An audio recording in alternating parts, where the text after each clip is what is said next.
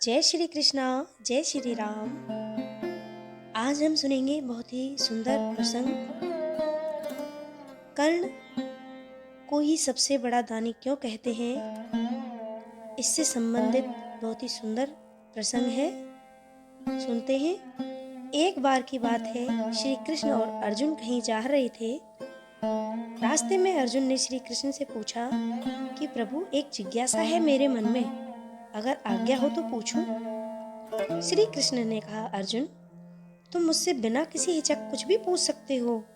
तब अर्जुन ने कहा कि मुझे आज तक यह बात समझ नहीं आई कि दान तो मैं भी बहुत करता हूँ, परंतु सभी लोग कर्ण को ही सबसे बड़ा दानी क्यों कहते हैं। यह प्रश्न सुन के श्री कृष्ण मुस्कुराए और बोले कि आज मैं तुम्हारी यह जिज्ञासा अवश्य शांत करूंगा। श्री कृष्ण ने पास में ही स्थित दो पहाड़ियों को सोने का बना दिया। इसके बाद वे अर्जुन से बोले कि हे अर्जुन, इन सोने की पहाड़ियों को तुम आसपास के गांव वालों में बांट दो। अर्जुन प्रभु से आज्ञा लेकर तुरंत ही यह काम करने के लिए चल दिया। उसने सभी गांव वालों को बुलाया। उसने कहा, वह लोग पंक्ति बना लें और अब मैं आपको सोना बांटूंगा। और सोना बांटना शुरू कर दिया। गांव वालों ने अर्जुन की खूब जय जयकार करनी शुरू कर दी। अर्जुन सोना पहाड़ी में से तोड़ते और गांव वालों को देते गए। लगातार 2 दिन 2 रातों तक अर्जुन सोना बांटते रहे। उसमें अब तक अहंकार आ चुका था। गांव के लोग वापस आकर दोबारा से लाइन में लगने लगे थे। इसके पश्चात अर्जुन काफी थक चुके थे। जिन सोने की पहाड़ियों से अर्जुन सोना तोड़ रहे थे, उन दोनों पहाड़ियों के आकार में जरा भी कमी नहीं आई थी। उन्होंने श्री कृष्ण से कहा, अब मुझसे यह काम और ना हो सकेगा, मुझे थोड़ा विश्राम चाहिए। प्रभु ने कहा, ठीक है, तुम अब विश्राम करो। और उन्होंने कर्ण को बुला लिया।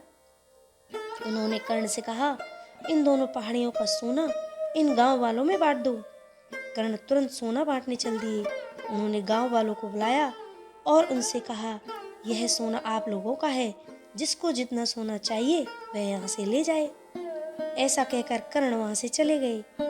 यह देखकर अर्जुन ने कहा, ऐसा करने का विचार मेरे मन में क्यों नहीं आया। श्री कृष्ण ने अर्जुन को शिक्षाप्रद भाव से कहा। इस पर श्री कृष्ण ने जवाब दिया कि तुम्हें सोने से मोह हो गया था। तुम खुद यह निर्णय कर रहे थे कि किस गांव वाले को कितनी जरूरत है, उतना ही सोना तुम पहाड़ी में से खोद कर उन्हें दे रहे थे। तुम में दाता होने का भाव आ गया था। दूसरी तरफ कर्ण ने ऐसा नहीं किया। वह सारा सोना गांव वालों को देकर वहां से चले गए।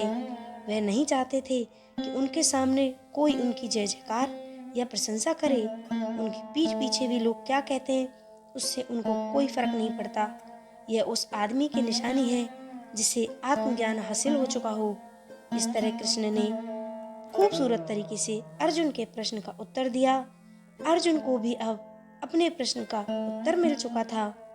तो कहने का भाव है कि दान देने के बदले में धन्यवाद या बधाई की उम्मीद करना भी उपहार नहीं, सौदा कहलाता है। यदि हम किसी को कुछ दान या सहयोग करना चाहते हैं, तो हम यह बिना किसी उम्मीद या आशा के करना चाहिए, ताकि यह हमारा सत्कर्म हो, ना कि अहंकार। ये है आज का बहुत सुंदर प्रसंग। जय श्री कृष्ण।